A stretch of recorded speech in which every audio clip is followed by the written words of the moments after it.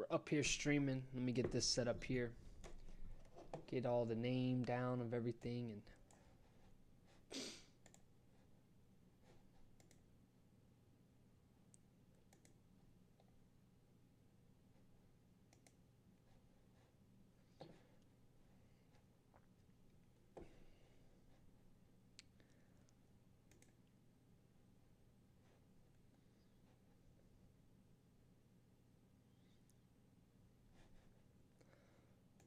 we're live.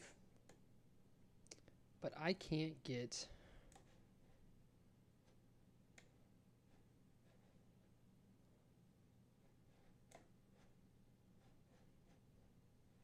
there we go. Now I'm up.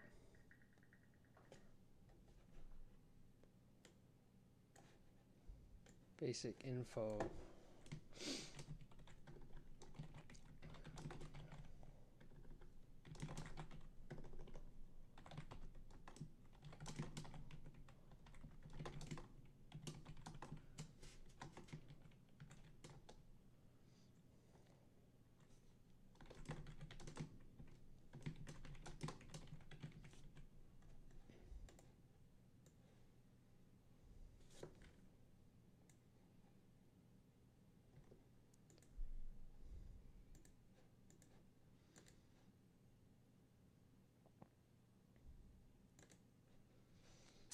All right, here we are.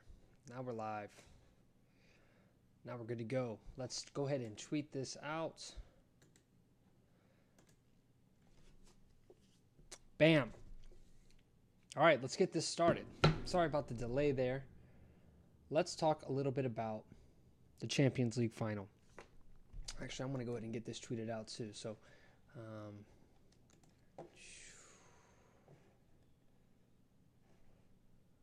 we are live. We got 7 people watching. All right, now we're good to go. Let's talk about the Champions League final, folks. Those who didn't see it, that was Real Madrid versus Liverpool. That game ended a 3-1 final with Real Madrid winning the game. It was a very interesting matchup. Very interesting matchup. Didn't really score in the first half. Started the second half out, and then pass ended up going back to the goalkeeper for Liverpool. And then he went to roll the ball out to a teammate, but he wasn't paying attention, and he literally rolled it right into the foot of a Real Madrid striker, Karim Benzema. And the ball, it was just one of those duh moments, oh man, biggest fails kind of deal. And that kicked it off. And then Gareth Bale, one of the superstars from Real Madrid, subs in, and he goes bicycle kick to score his first goal to make it 2-1 for Real Madrid. And then later on, he scored a long strike with his left foot from pretty good distance, ended up making it 3-1. So very interesting. It's definitely one of the better soccer matchups that I've seen. I think Real Madrid was pretty much heavily favored as the favorite, but there was a little bit of, after that first original goal by Benzema, they turned around. Liverpool ended up scoring to match it at 1-1. So it wasn't just this, scoring bloodbath from Real Madrid. It was 1-1 for a little bit. Then on came the sub, Gareth Bale, who, after the bicycle kick, I think you could just feel the soul leaving for Liverpool. And that ended up being that. So if you're a soccer fan, it was a pretty good matchup. Real Madrid there wins the Champions League. So excellent game there. Moving on, it's not a good day to be a Liverpool fan. And what I'm talking about here is obviously Liverpool just lost that game against Real Madrid. But UFC Liverpool takes place this weekend. UFC main, the Ultimate Fighting Championships. And one of the main event fight is under some, I would say, drama. I don't know exactly what word to say there. But what ended up happening, it is a welterweight bout between Stephen Wonderboy Thompson and one of the up-and-coming fighters from Liverpool, Darren Till. Till is notorious for being, this just massive guy within welterweight. So that welterweight division is 170. That's the weight cut that you have to get down to before the fight. And he walks around at about 210. That is a big guy, and it's crazy to cut about 40 pounds just to fight, And there's a lot of debacle, and we'll talk a little bit about that here in a minute, about weight classes and cutting. And and whether or not it's safe for the sport of UFC to really dehydrate yourself so much. But that was supposed to be a good matchup, is this massive guy who cuts so much weight and then pretty much gains a lot of it back the night before, whether it be just water weight. But he comes in expected to outweigh Stephen Thompson by about 25 pounds. Stephen Thompson, he's a point karate guy. He's actually one of the smaller guys in the division. He's real thin, tall, thin guy, but he's really long. And he has this point karate background, which is, I don't know too much about point karate, but I do know they don't really face you like most fighters do. They're kind of sideways in that karate stance, with the shoulder forward. And he's very quick and he's very accurate. And it causes him to be a real problem to counter strikers, because they think they can get close enough to take a punch and then counter strike. A guy like Conor McGregor's a big counter striker, but he does a good job at just being very accurate, being able to sneak in around people's defense, and then not only that, is when he gets close to you, it'll just be like this combination. You just catch a 1-2 combination, and then a kick will come out of nowhere. And that's one of his big things, is just he can whip these kicks out of his back pocket. You think he's too close to kick you, and then you've taken one to the head. One of the most talented strikers. I don't know if there's a welterweight in the world not named Tyron Woodley that can even beat Stephen Thompson, but Darren Till was supposed to be the guy who could come in and do it. Yesterday they weighed in, or I don't know exactly when they weighed in due to the timing, but Till ends up being overweight by 4 pounds, which, once you said before, he walks around at 210, and he kind of openly brags about how he's just way too big for this division, and that he can make that cut. And since it's legal, I think his words are, it should be illegal doing what I'm doing. Because, he's a very cocky guy, very big guy. He comes in and he beats some people up, man. He beat Cowboy Cerrone up really bad. And it's just funny to see him bragging about how he's just so much bigger than everybody, and then he doesn't make weight. So he comes in. Thompson weighs 171, so I think you're allowed a buffer. I think there's a 1 pound buffer there from 170. And Till comes in weighing over 4 pounds overweight. 4 pounds overweight, which, I mean, it's just unprofessional. And I think another thing to consider as well is that it's not, this is an inherent problem with the UFC, right? If I'm a welterweight guy like Stephen Thompson, I fight, and the rules of this fight are we need to be under 171 pounds 24 hours before the fight. Like, that is the rule, that is the setup, that is how it goes.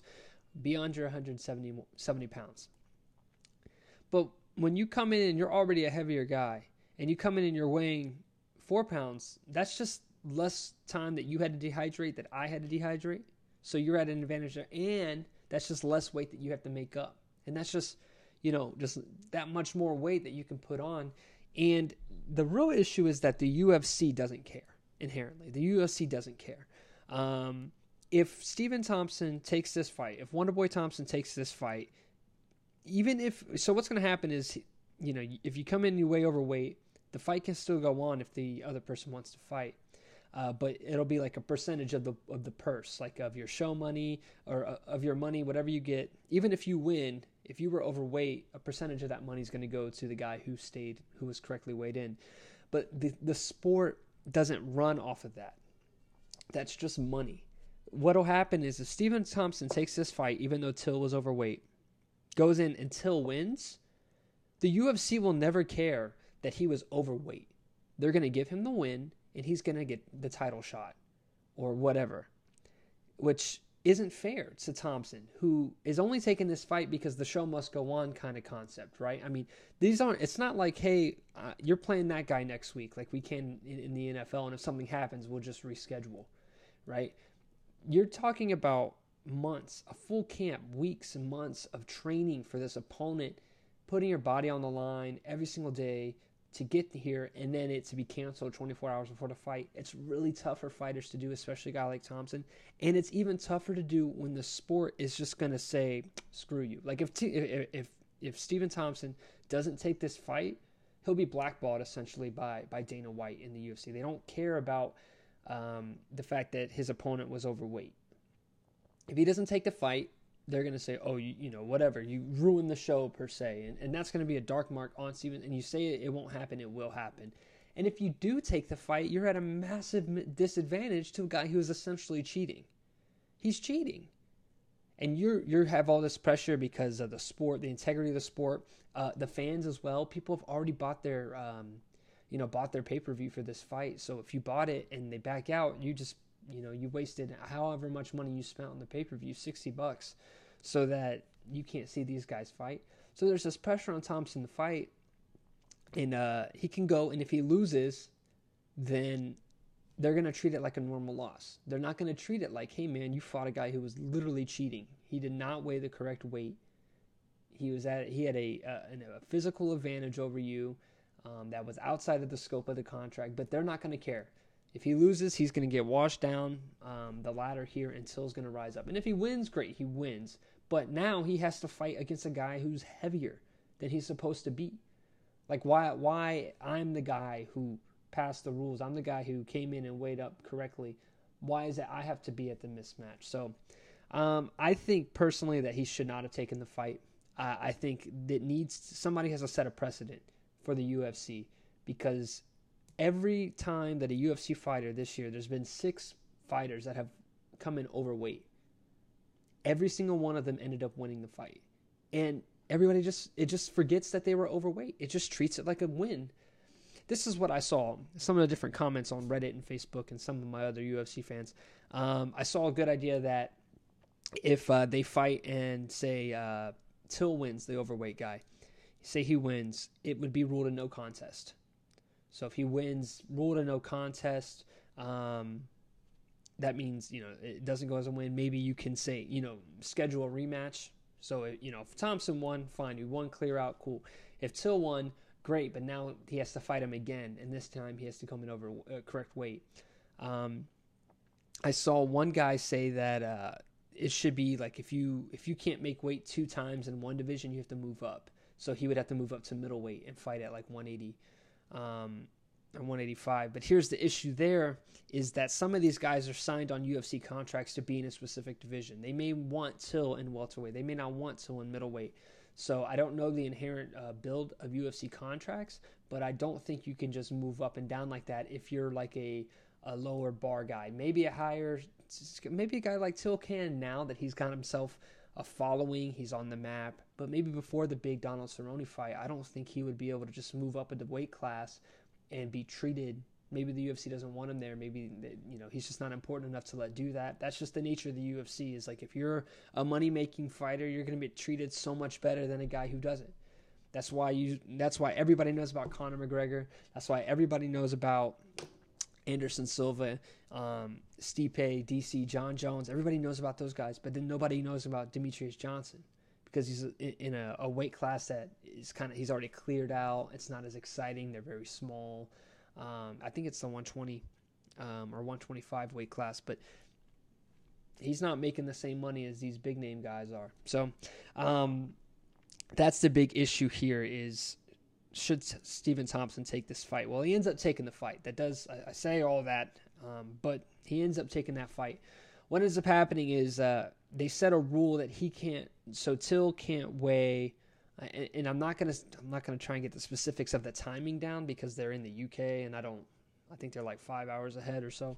But pretty much he has a maximum he can weigh before some hours before the fight.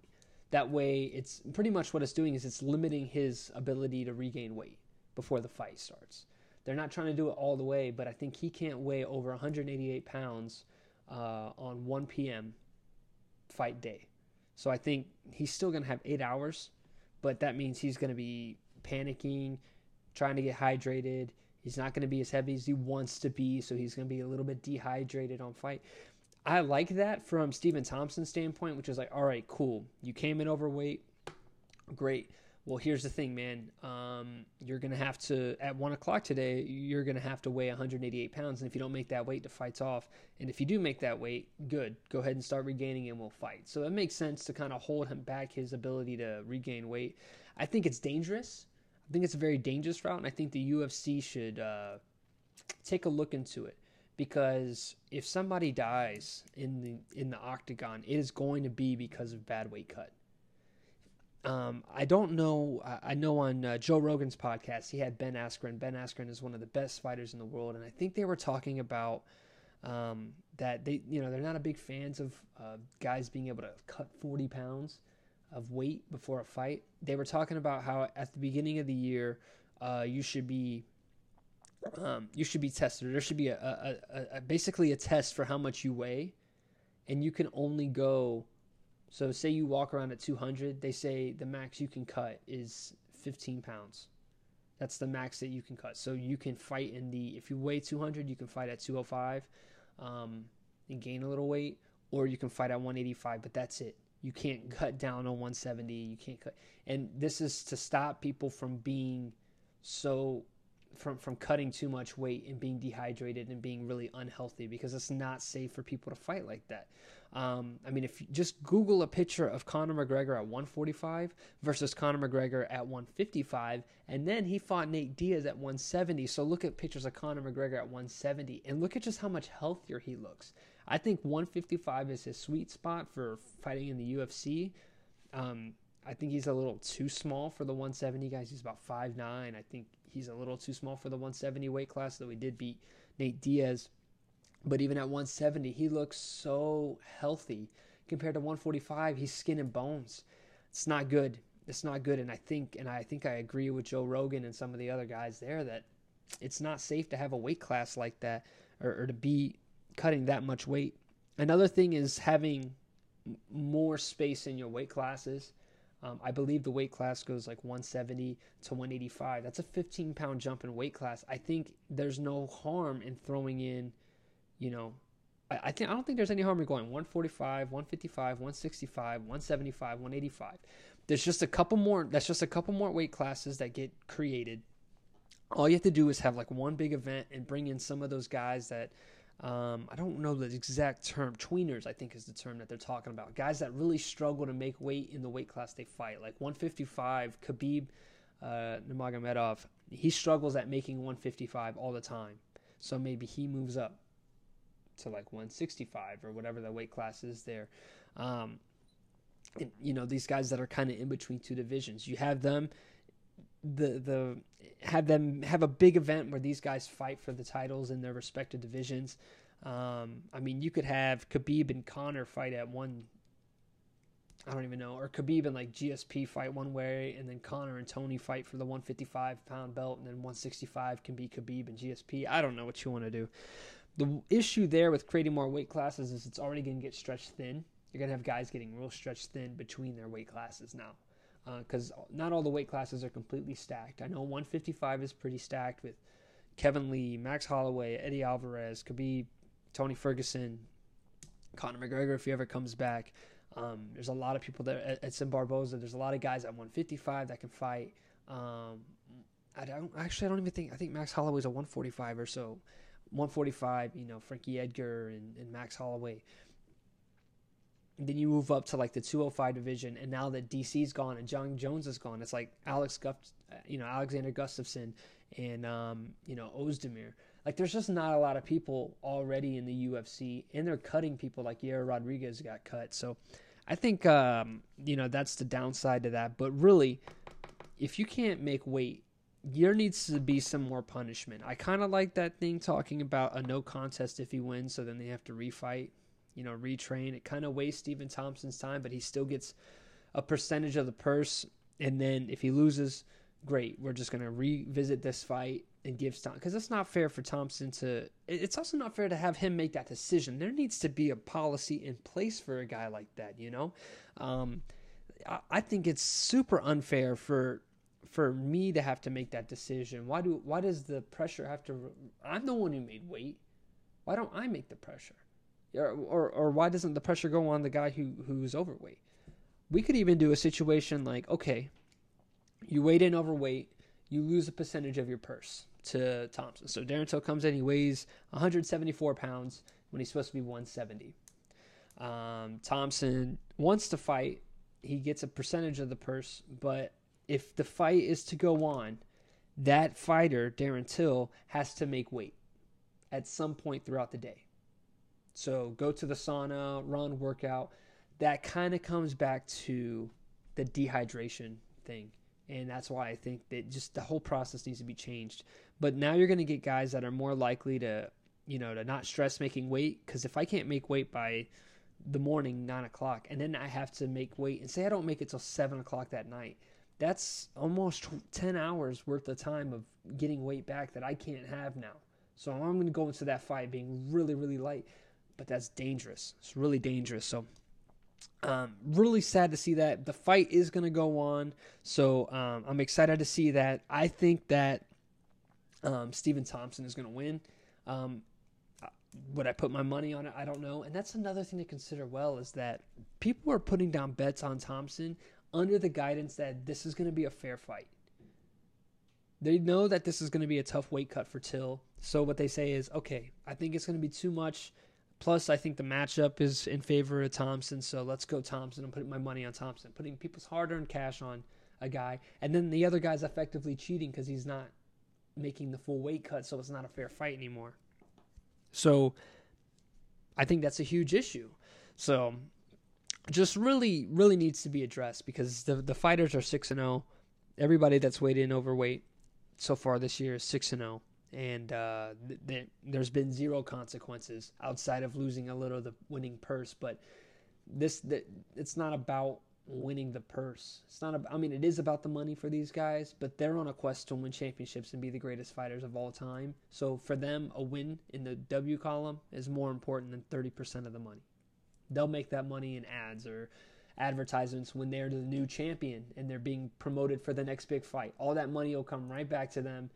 There's not a huge consequence. So Liverpool is not the place to be if you're a soccer fan or a Darren Till fan. Or it might be if he wins tonight and then he gets a chance at the title versus Tyron Woodley. Last thing I'm going to talk about here is Game 6 between the Rockets and the Warriors tonight. The Rockets currently hold a 3-2 lead after a pretty clutch performance by Chris Paul. Left a lot of people on my Twitter feed kind of confused at what's going on with James Harden and Kevin Durant. James doesn't look like he's in his mode. Doesn't look like he's playing well, and that's not a good time for James Harden to be playing like that, because Chris Paul might not be playing. I don't know exactly if he's in or out, but I do know that he's not going to be playing, or that he was hurt. Here's his hamstring, and that's not good. That's not good in terms of, it's Chris Paul. It's one of the best point guards in the game. Now, we have seen an offense led by Harden before. A couple years back, he was the main point guard for that team, and he played well. Do I think James Harden can play point guard on a Rockets playoff team? Yes. Do I think James Harden can beat the Golden State Warriors as the primary ball handler and point guard of the Houston Rockets? I don't think so. I don't think he can do it by himself. But if Eric Gordon comes out and drops 24 plus like he did the other night, and if Gerald Green comes in, does the same, if PJ Tucker can come in and play his game, Capella can, rim protect, it really is going to be a team effort. And it's not like Golden State is firing on all cylinders either. They're 3-2. So I think, you might sneak a game away here, and I'd be very surprised if the Rockets come in and win tonight, but just because of the effect of Chris Paul. But it's not like Kevin Durant is convincing me otherwise that I need to go for Golden State. He hasn't played well. I think he, 9 points in the last 2 games in the fourth quarter or something like that. He just hasn't been shooting well. There's just been some confusion, and I don't know. This is a championship team last year, so that mesh period that people talk about, like when LeBron and Bosh went to the Heat with D-Wade, and it took them a little bit. That period's long gone. You've already won a championship. It's time to figure out what's going on. And at the end of the day, if you're not making shots, you're not making shots. I do want to point out the amount of turnovers was absolutely insane. And Draymond Green is really responsible for quite a few of those turnovers late in the game. So the Warriors aren't firing on all cylinders, but I think Steph and Klay have enough in them. And I think Kevin Durant's going to bounce back. He's a killer, man. Don't forget what he did last year in the finals against LeBron and the Cavs. I think they can come in tonight, and I think the adjustment to not having Chris Paul will take them a game. But Game 7's up for grabs at that point. So I got the Warriors tonight. And that's really because Harden's struggling and Chris Paul. But, I mean, they can come out and they can just lock it up and have a big game. I believe it's at home for the Rockets as well, so I need to check that actually. And we will peek that and see where are we at. Oh, my audio's low. I didn't even see we had a chat, man. Thanks for guys watching. Any links for the actual fight? Legal links? I don't know. I'm pretty sure you can find them peeking around Reddit. Absolutely can peek it around Reddit. So that would be the best to do it. Why is my volume so low? Maybe I can raise this up a little bit, huh? Any better?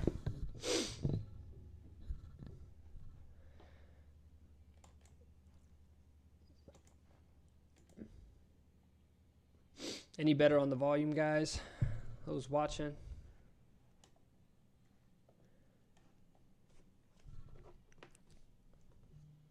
There we go. I just had to raise it up. So, thank you very much, Pat Hacker. Fights should be good. I mean, you could probably catch it on pay-per-view. I'm pretty sure you could peek on Reddit and find some kind of links there. I know a couple places, but I don't want to throw them on there and ruin my sources here. So let's kind of recap here. Champions League final happened 3-1. Real Madrid beats Liverpool.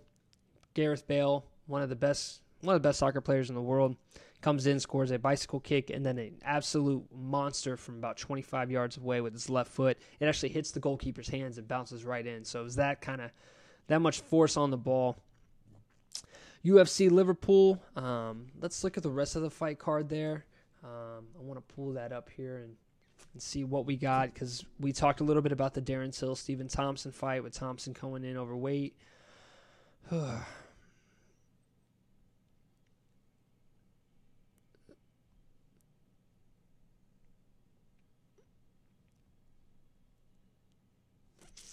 it's just, I think there just needs to be a little bit more of a punishment on the end of the UFC for these guys that don't want to weigh in, because if it says 170, then it's 170. We can't be, if you can't make weight, you shouldn't be able to fight. So Stephen Till, then we have Neil Magny versus Craig White, Arnold Allen versus Mads Burnell, Jason Knight versus Makwan Amirkhani, Claudio Silva versus Nordine Talib, Eric Spicely versus Darren Stewart. So I don't know too many of the guys here on the fight. I know there was another person who ended up not making weight. That was the female catchweight fight. She goes by Meatball Molly McCann. And I believe she also is a Liverpool native. So two people from, I want to double check that. I don't want to be wrong, representing somebody where they're from, or misrepresenting somebody from where they're from. Yeah, she is from Liverpool, so it's not good, man. If you're having a Liverpool fight card and both of your Liverpool fighters. Niko, where's Niko at? Niko likes sports. I don't think we can hate on sports here. I'm not a politics guy, man, but I will say this, Julie Love 101. We will be moving sports over to its own kind of podcasting channel, not on YouTube, as well as possibly its own separate thing, because I know that this is a primarily political YouTube channel, and even though Niko asked me to do the sports stuff, we've gotten a lot of views, so really thankful for the guys that have been watching, guys and girls that have been liking the sports side of the house. But I do know that a lot of this is political, and people don't want their feeds being filled with sports. So there definitely is a move to kind of get my sports stuff into a place where the sports people can watch it, as well as getting the political stuff here where all of you progressive folks can watch it. I'm not a political guy. I don't know enough of it, so I joined a network. I've been watching all the videos and reading a lot of your guys' comments to try and gain some better understanding, but definitely not my thing. So no worries if you guys ended up leaving. I really appreciate you guys watching. If you are fans of fighting UFC, go ahead and check that fight card out. That Stephen Thompson guy, he's very quick. He's like a ninja. He hits really, really hard, and he hits really, really fast. People just, He sneaks his hands in there, causes a lot of problems. And if you're a basketball fan, definitely watch the Game 6 tonight. The Rockets and the Warriors are going to be playing. It should be a good one. Now, one of the Rockets' stars players hurt, but it should be a good matchup. And if you're into politics, cool too, man. I hope you guys like sports. Maybe you guys can peek the podcast and listen to that. So I'm going to go ahead and lock this up. It's been 30 minutes. I've done my rambling. So appreciate it. You guys be easy. Look out for Niko for all the political stuff coming out.